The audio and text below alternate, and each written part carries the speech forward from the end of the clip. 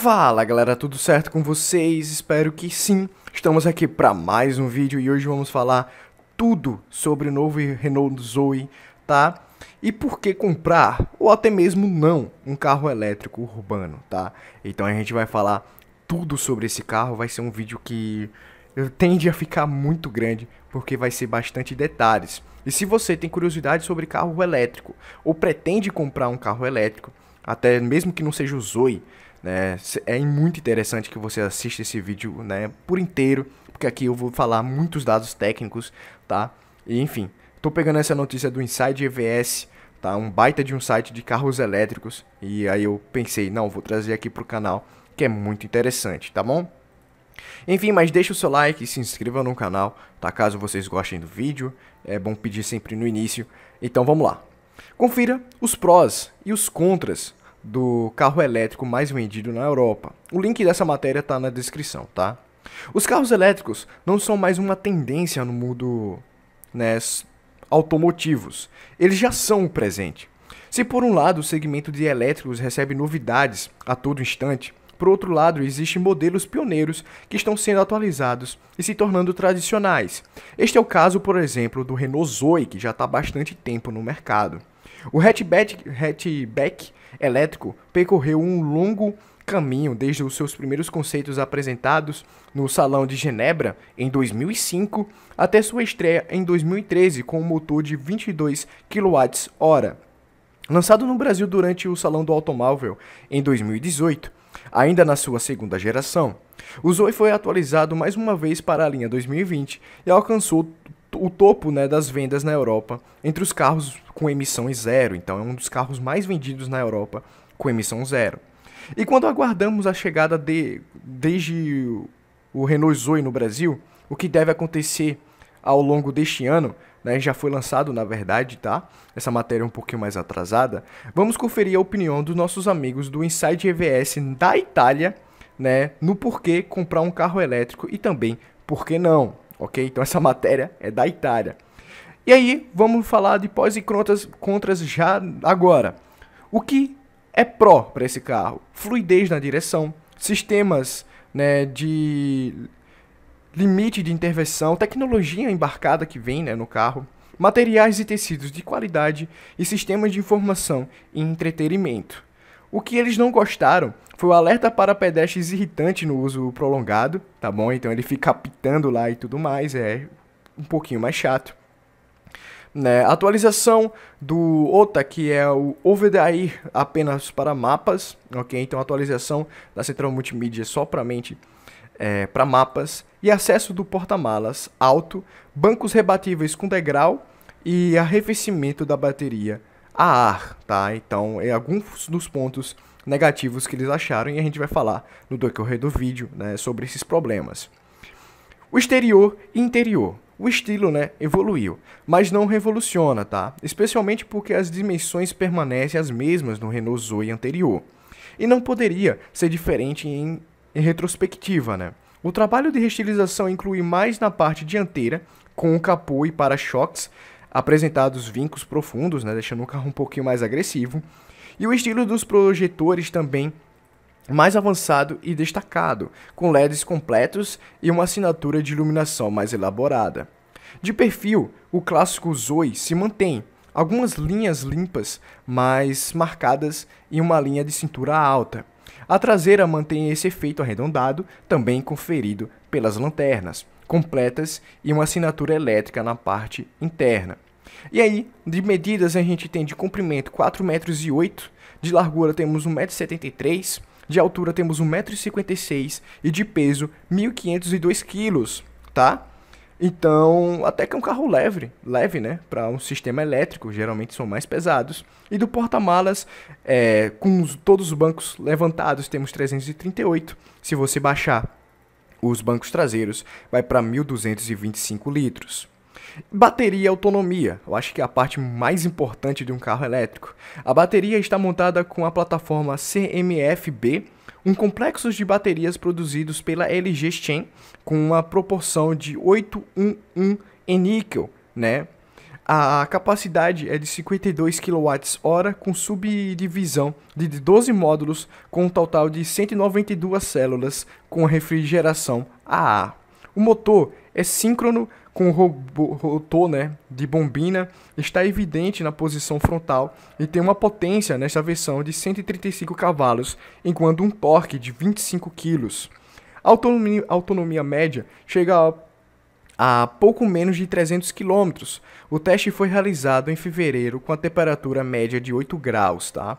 Então, como eu disse, lá foram testados lá na Itália, coisa que esse 8 graus aqui, que é praticamente impossível chegar aqui no Brasil, tá?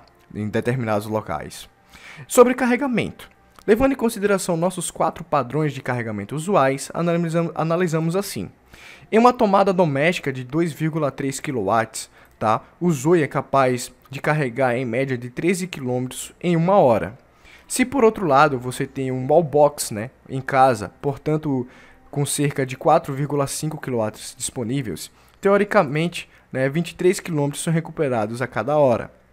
Ao se conectar a uma estação pública de corrente alternada, que geralmente atinge um máximo de 22 kWh, você chega a cerca de 128 km a cada hora, graças ao carregador, né, Cameleão, que permite acumular até 20 kW de potência. Uma corrente contínua com 50 kW de potência, chegamos a 220 km de autonomia recuperados em 1 hora. Então, basicamente, se você está em casa, né, vai demorar bastante para carregar, mas se você tem alguma coisa dedicada a carregamento mesmo, você vai ficar bem mais rápido no carregamento. E como anda esse carro? Você sabe, não existem muitos carros que podem ter sua própria personalidade consolidada ao longo dos anos como o Zoe. Por outro lado, desde a sua primeira apresentação dinâmica, o carro evoluiu muito em performance, tecnologia e, sobretudo, capacidade. Mesmo assim, a personalidade não mudou. É um carro urbano, né, e versátil que oferece segurança, com uma boa dinâmica de condução, mesmo que não seja um esportivo. É um daqueles elétricos que não o fazem mudar muito o jeito de dirigir em comparação a um carro que tenha motor a combustão. Então, se você, né, só andou de carro a combustão assim como eu e pega um Zoe, você não vai achar tanto estranho, né? Porque o torque e tudo mais, porque é um carro urbano realmente voltado à autonomia e não à potência. A posição de dirigir é confortável, não esportiva também, mas elevada demais para o meu gosto, no caso do gosto de quem fez a matéria. Embora lhe permita fazer uma boa visibilidade e, portanto, pode avaliar melhores os limites desse carro. Os 135 cavalos para um carro pensado principalmente para a cidade não é pouco, principalmente com um torque que consegue entregar 25,5 kg de torque. Aqui, o Zoe não é um protagonista, mas se adapta bem ao seu jeito de dirigir. Obviamente, tudo fica limitado com o acionamento do modo Eco. Nesse ponto, a resposta e feedback do pedal fica um pouco mais pesada, mas em todo caso você nunca sente o efeito esponja, vamos dizer assim, o efeito que o carro não vai de jeito nenhum. Ele responde, mas vai demorar mais do que o convencional. Uma esponja que não encontrei foi no pedal do freio. O pedal é importante, né, porque o Renault Zoe não possui uma unidade de regeneração. Na verdade, tem dois mapeamentos e os dois clássicos, que é o Drive e Brake, escolhidos pelo seletor de tração tradicional, que permite dois limites de intervenções diferentes. No entanto, ambos devem ser combinados com a frenagem manual. Falando das suspensões, o Zoe é mais confortável do que o esportivo. Isso deve ser dito mesmo que aconteça que muitos carros elétricos o centro de gravidade mais baixo favoreça a dinâmica da condução, né? Deixa o carro bem mais no chão, vamos dizer assim. Porém, não é um carro projetado para ser esse tipo de condução mais alegre, com talvez, alguns concorrentes. Ele até permite alguns excessos, mas não é exatamente a sua praia, tá? E aí a ficha técnica, a gente tem o motor síncrono com rotor de bombina, né? Isso aí mais voltado para quem manja de motor elétrico. Temos 135 cavalos e 25 kg de torque e 52 kW, tá? E ele é tipo de plug, tá? Então, né, obviamente o carro full elétrico tem que ser desse tipo. E quanto custa? O Renault Zoe parte de um preço de entrada por uma versão Life R110 de 34.450 euros, que aqui é 233.500, tá? E aí, o modelo aqui no Brasil pré-atualização é vendido com preços de 203.678 e ele foi atualizado para vender R$ 204.000, tá bom? Então, basicamente, o carro não aumentou tanto de preço na versão mais básica. E quando foi para a versão mais cara, aumentou aí mais ou menos 10 mil e foi para R$ 214.000, tá bom?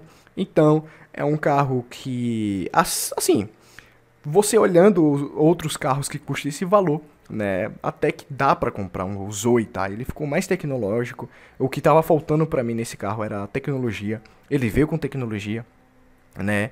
E é um carro que você não vai se preocupar com combustão. Então, se você tem grana o suficiente para gastar mais de R$ 200.000, um pouco mais, né, R$ 200.000, para comprar um carro elétrico e tem condições, né, de comprar um carro para viajar, né, alguma coisa do tipo, é bem interessante, tá, o Zoe, porque é um carro que é só para uso urbano. Realmente é um carro baita de um carro interessante, tá? Mas enfim, galera, mais de 10 minutos aí, espero que eu tenha tirado algumas dúvidas sobre esse carro para vocês, tá? Deixa aquele like e se inscreva no canal, que é muito importante aqui pra gente, beleza? Muito obrigado, valeu, falou e até mais.